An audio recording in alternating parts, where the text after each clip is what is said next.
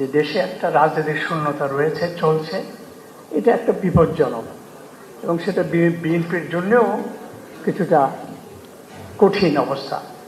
আমি সবসময় ভাবতাম বা এখনো মনে করি যে বিএনপির ভারপ্রাপ্ত চেয়ারম্যানের আর একটু আগে, বেশ একটু আগে যদি আসতে পারতেন, তাহলে এক্ষেত্রে হয়তো বিএনপি এবং দেশের মধ্যে একটা ভালো সুবিধাজনক অবস্থা তৈরি হতে পারত। ওনার অনুপস্থিতিটা কিছুটা আপনাদের জন্য প্রশ্ন তৈরি করেছে, কিছু নানা রকম বিভ্রান্তি তৈরি হওয়ার সুযোগ হয়েছে, সেটা একটা আপনাদের জন্য নেতিবাচক হিসেবে দাঁড়িয়ে গেছে। আর একই সঙ্গে যদি বলি এই একটা বছর বা 15 মাস ধরেও বিএনপির সকল কর্মকাণ্ড নানা স্তরে, নানাভাবে, নানা ক্ষেত্রে যেভাবে হয়েছে, যতটুকু জানি বা যতটুকু জানি না, সেটুকু কিন্তু বিএনপির জন্য খুব ভালো হয়নি। এই দিকটাও নিশ্চয়ই আপনারা জানেন, নিশ্চয়ই এটার জন্য তারেক রহমান জানেন, এবং সেগুলো এখনও সংশোধন করার, ভালো করার সুযোগ সম্ভাবনা আছে। কারণ আপনাদের দলটা অনেক বড়, বৃহৎ, এবং আমি মনে করি এখন পর্যন্ত বিএনপি বাংলাদেশের সর্ববৃহৎ দল, এটা স্বীকৃত। আর আমাদের জরিপ যেটা আমরা করেছি, আমরা এটা বিশ্বাস করি যে জরিপ এটা মোটামুটি সত্যের কাছাকাছি বা মানুষের চিন্তা জগতের কাছাকাছি। সেখানে বিএনপি কিন্তু বৃহত্তম দল হিসাবে এসছে এবং নির্বাচনে অনেক বেশি ভোট পেয়ে তারা বিজয়ী হবে, সেটা কিন্তু আছে। তো আমরা এটা বিশ্বাস করতে চাই, বা এটা হয়তো আমরা এটা ভাবতে পারি যে আপনারা ক্ষমতা আসছেন যে দল, সে দলের নেতৃত্ব, সে দলের সকল পর্যায়ের নেতৃত্ব, কর্মী বাহিনীর সকল কর্মকাণ্ডের মধ্যে সেই আজাদ ভাই যেটা বলল যে বিনয়, যেটা আপনাদের সৌজন্যতা, বলবো যে ভদ্রতা, নেতৃত্বে গৌণ ইত্যাদি কার্যক্রমগুলি অনেক বেশি করে প্রতিভাত হওয়া দরকার। আর এই প্রসঙ্গে আসে যে আপনারা যে নির্বাচনী তালিকা প্রার্থিতা করেছেন, এই বিষয়ে কিন্তু মানুষের মধ্যে খুব একটা উৎসাহ প্রবল তেমন না। অনেক ক্ষেত্রে কিছু কিছু জায়গাতে, কোনো জায়গাতে এটা আপনাদের বিবেচনা করার সুযোগ আছে কিনা আমি বলতে পারবো না, কিন্তু এইসব বিষয় হয়তো আপনারা একটু ভেবে দেখতে পারেন। এভাবে যদি আমি দেখি, তাহলে আমি আশা করব এত বড় করে আপনারা সভা ডেকে আমাদেরকে আমন্ত্রণ জানিয়েছেন, খুবই ভালো উদ্যোগ, এবং আমাদের এখানে অনেক ভালো আলোচনা হয়েছে। আর এটা সবচেয়ে ভালো হলো যে এটা কেউ বলতে পারবে না যে বিএনপি পন্থী সাংবাদিকদের সমাবেশ হয়েছে, বা শরীফ ভাই তার পুরনো পছন্দ লোকদের এখানে উপস্থিত করেছেন। শরীফ ভাই করেন নাই, আমি ওনার একটা দীর্ঘ সময় ভক্ত মানুষ হিসেবে বলি যে সবাই যে এখানে উপস্থিত করেছেন, এটা একটা বড় শক্তি, আপনাদের বড় সফলতা। সেটা সালাউদ্দিন আহমেদের বিনয় হোক বা দলের প্রতি আমাদের কিছুটা আস্থা বা সমর্থন বা ভাল লাগা থেকে যেভাবে বলি না কেন, এটাও একটা বড় গুরুত্বপূর্ণ।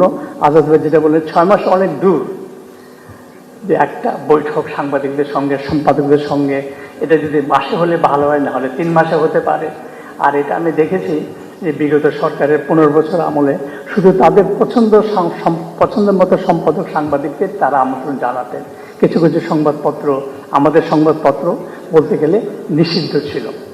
আর শফিকুর রহমান আর মাহমুদুর রহমানের কথা আমি নাই বললাম এখানে, ওনারা তো জেলে ছিলেন একটা সময়, নানাভাবে নিপীড়িত, দেশের ভেতরে দেশের বাইরে একটা ছিলেন তারা।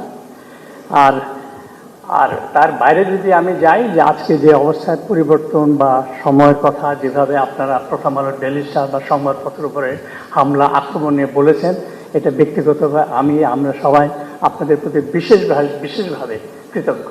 এই সংকটময় সময় আমাদের জন্য যখন একটা বড় দুর্যোগ, তখন আপনারা সবাই দলমত নির্বিশেষে সকল ধরনের পত্রিকা, সকল সাংবাদিক, সকল ইউনিয়ন, সকল আমাদের প্রেস ক্লাব আমাদের সাথে দাঁড়িয়েছে। এটা একটা বড়, আমি মনে করি যে এই প্রকাশটাও আমাদের সংবাদপত্র বা ভবিষ্যৎ সংবাদপত্রের সম্ভাবনা, গণতন্ত্রের সম্ভাবনা নিয়ে খুব ভালো একটা ক্ষেত্র, জায়গা তৈরি হয়েছে। এটা রক্ষা করতে পারলে আমাদের জন্য খুব ভালো হবে। আর এই প্রসঙ্গেই নির্বাচন চাই, নির্বাচন হোক সুষ্ঠু। আমি সবসময় এটা বলে এসেছি, এবং আমি সবসময় বলতাম যে যত কিছু হোক না, নির্বাচন হবে। অনেকে সন্দেহ প্রশ্ন করতো, আমি তাদেরকে বলতাম যে আমি কোনো কিছুই সন্দেহ করি না, ভাবি না। কিন্তু এখন আমার মনের মধ্যে একটু মনে মনে প্রশ্ন যাচ্ছে যে সময়টা যাচ্ছে, আগামী দিনগুলি কেমন যাবে, আগামী 2টা মাস কেমন চলবে, বিগত কয়েকদিনের যে ঘটনা তার কি প্রভাব হবে, কতটুকু হবে, এই নির্বাচনটা কতটুকু ভালো হতে পারবে, প্রশ্ন আমার মধ্যে জেগেছে।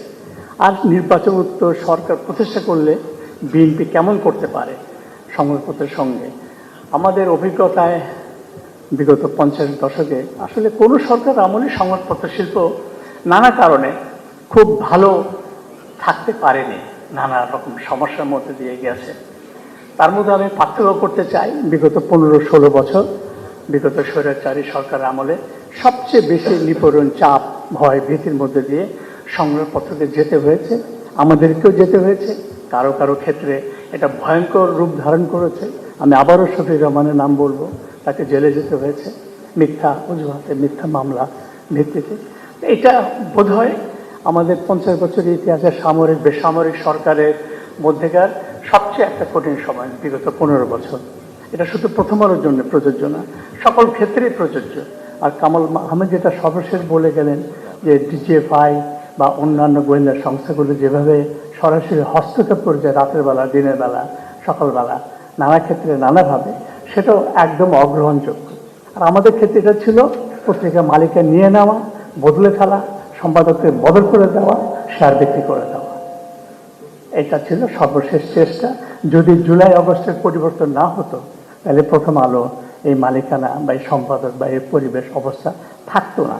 সেদিক থেকে আমরা একটা সরাসরি বড় আকারে কি বলবো, এটা উপকার আমাদের জন্য হয়েছে। ক্ষুদ্রভাবে প্রথম আলোর জন্য আমরা রক্ষা পেয়ে গেছি। এরপরে আমি যদি বলি যে তার মধ্যে বলবো যে 15 বছর বললাম, আর বিএনপির শাসন আমলে খুব স্বস্তিতে ছিলাম তা না। আমি যদি পার্থক্য করি যে সরকারের মধ্যে বিএনপির ক্ষেত্রে অধিকতর স্বস্তি জায়গ ছিল। আমি এখানে একটা ছোট্ট উদাহরণ হাজির করতে চাই যে আসলে এত বিএনপির হাত তালি তারা দিয়েছে, তারা বিএনপি না ভাই, গণমাধ্যমের কথাটাকে শুনে সেটা হলো যে যখন শেখ হাসিনা 2096 সালে ক্ষমতা আসলো, তার কিছুদিন পরে কিন্তু ছাত্রলীগের দৌরাত্ম্য প্রচন্ড বেড়ে গেল সারা দেশে, সর্বত্র। ঢাকা বিশ্ববিদ্যালয়ে প্রশ্ন আমরা লিখলাম প্রধানমন্ত্রী ছাত্রলীগের সামলা। উনি প্রচন্ড খেপে গেলেন, প্রকাশ্যে জনসভায় গালমন্দ করলেন, কিন্তু ছাত্রলীগের দৌরাত্ম্য চলতেই থাকলো। পরে লিখলাম প্রধানমন্ত্রী শেখ হাসিনা ছাত্রলীগকে সামলাতে পারলেন না। শেষ বিএনপি জিততে নির্বাচনে 2001 সালে। মোটামুটি ওরকমই ঢাকা বিশ্ববিদ্যালয়ের সারা দেশে। আমি আবারও লিখলাম প্রধানমন্ত্রী খালেদা জিয়া ছাত্রদেরকে সামলান, এবং তিনি সামলানোর চেষ্টা করলেন। আমি এটা জানি, সরাসরি আমার সাথে কথা হয়েছিল স্বরাষ্ট্র প্রতিমন্ত্রী, প্রধানমন্ত্রীর বিশেষ সহকারী এবং জনাব তারেক রহমান।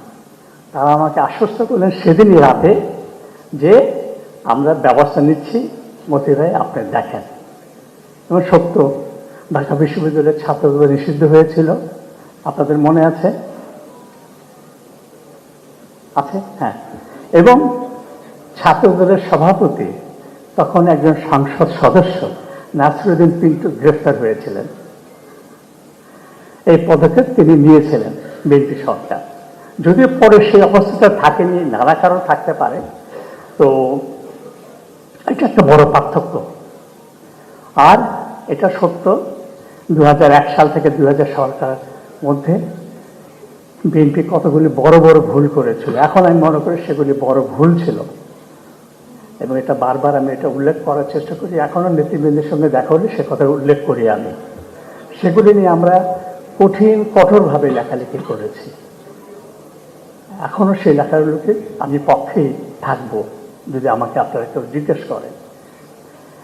সেসব নিয়ে তৎকালীন প্রধানমন্ত্রী বেগম খালেদার সঙ্গে আমার খুব পরিষ্কার কথাবার্তা হয়েছে, তর্ক বিতর্ক হয়েছে, আবার হাসি মুখে ভালো কথা বলে চা খেয়ে আমরা ফিরে এসেছি। সে আলোচনায় তারেক রহমান উপস্থিত ছিলেন। সে বিষয়গুলি নিয়ে তৎকালীন অনেক মন্ত্রীর সাথে কথা হয়েছে। আমরা কিন্তু আমাদের সেই লেখাগুলো অব্যাহত রেখেছি। তাতে কোনো প্রকাশ্য আক্রমণ, জেলের ভয়, মামলা মোকদ্দমার ভয়, এই ধরনের কোনো ঘটনা ঘটেনি, এটাও আমি নিশ্চিত করি।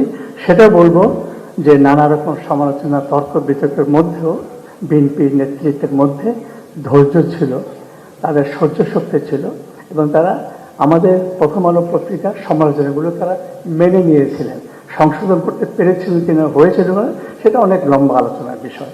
যেটা আমরা আশা করি, যেটা অনেকে বলে গেলে, যে আমরাও আগামীতে ভবিষ্যতে যদি বিএনপি বিজয়ী ক্ষমতায় আসে, আমার ব্যক্তিগত অভিজ্ঞতা থেকে আমি এটা বলবো, বিএনপির কাছ থেকে আমরা আরও অধিকতর সহ্য শক্তি, আরও অধিকতরভাবে সমালোচনা সহ্য করা, গ্রহণ করা, মেনে নেওয়া মানে শোনা।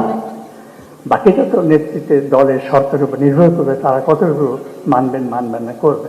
তবে শুনবেন, জানবেন, এটা আমি নিশ্চিত আশা করি।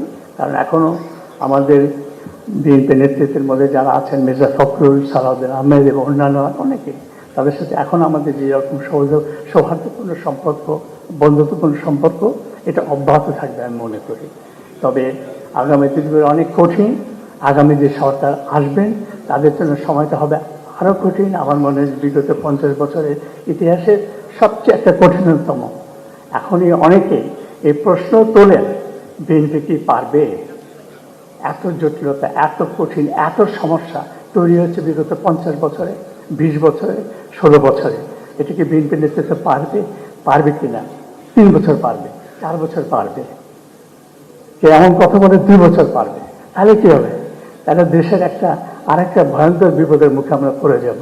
আমরা ভয়ঙ্কর একটা যাত্রা হবে, যেখান থেকে আমাদের বের হওয়া কঠিন, যার লক্ষণ ইতিমধ্যে আমরা এখনই দেখতে পাচ্ছি। যে শক্তি উত্থান ঘটেছে, যে শক্তির প্রকাশ্যে যে ধরনের বক্তব্য তারা দিচ্ছেন, যে ধরনের কার্যক্রম তারা করছেন, এবং যে ধরনের কর্মকাণ্ড হয়েছে, যেভাবে সারা দেশে একটা মততন্ত্র তৈরি হয়েছে, যুক্তি তর্কের বাইরে গিয়ে এবং কোন রকম চিন্তা চেতনার বাইরে গিয়ে, এবং বাংলাদেশের যে ভিত্তিমূল, যার পক্ষে বিএনপি শক্তিশালী অবস্থান নিয়েছে, 71-এর মুক্তিযুদ্ধ এবং স্বাধীনতা এবং গণতন্ত্র এবং নির্বাচনের মধ্য দিয়ে ক্ষমতার পরিবর্তন, এটাই একমাত্র সমাধান সকল অনৈক্য, বিভেদ, বৃহৎ সংঘর্ষ থেকে বেরোয় আসা।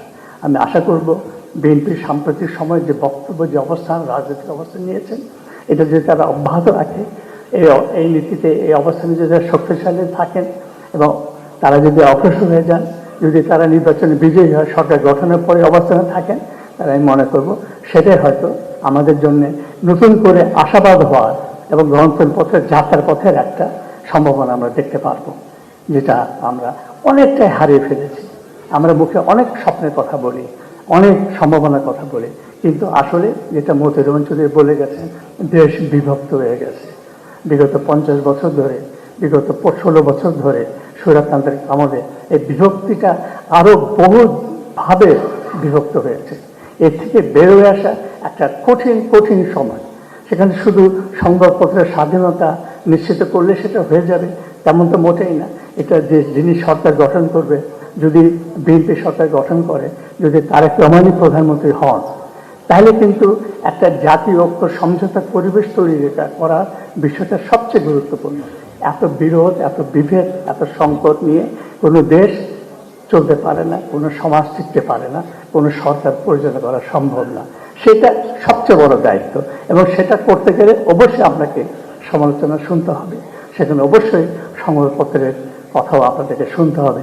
আমি সংবাদপত্রের পক্ষে একচেটিয়া সব ভালো কথা বলবো না। সংবাদপত্র সবসময় আমরা ভালো করতে পারি সেটা না।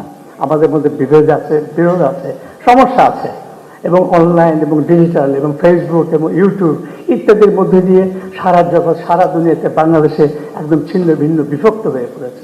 একটা বিপজ্জনক অবস্থা তৈরি হয়ে গেছে। কোনটা বিশ্বাস করবো নিজেরই বিভ্রান্ত হয়ে যায়। সে জায়গাতে আপনারা সরকার, আপনারা দল যদি সরকার করেন, আপনারা যদি দল, ইতিমধ্যে আপনারা কিন্তু বিরাট আক্রমণের মুখে। সেখানে বিএনপি একটু দুর্বল, বিএনপির প্রতিদ্বন্দ্বী দলগুলি কিন্তু একটু সবল, তারা অতি বিশেষ সক্রিয় এই সোশ্যাল মিডিয়াতে বা ডিজিটাল মিডিয়াতে। তারা কিন্তু আপনাদের চেয়ে বেশি সবল, শক্তিশালী। সেটাও কিন্তু আপনাদের জন্য একটা বড় চ্যালেঞ্জ। এআই একটা চ্যালেঞ্জ। আগামী নির্বাচনে সবকিছুর কিন্তু ব্যবহার হবে। তার প্রতিরোধ করা, তার থেকে নিজেকে রক্ষা করা, এটা একটা বড় চ্যালেঞ্জ। আশা করি আপনারা সেদিকে নজর রাখবেন, চেষ্টা করবেন, এবং সবাই মিলে আবার নতুন করে একটা দেশ, সময় পরিবর্তন, নতুন লক্ষ্যে যাত্রা এবং নতুন বাংলাদেশ গড়ার যে স্বপ্নের কথা বলি, খুবই কঠিন। আমি তেমনভাবে খুব আশাবাদী না, তাও আমি আশাবাদী হতে চাই যে আবার নতুন করে আমরা শুরু করি